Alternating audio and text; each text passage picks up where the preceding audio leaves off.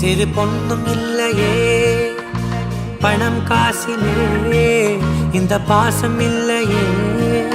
அன்பான மகள் வந்தார் அம்பானி நானாகிறேன்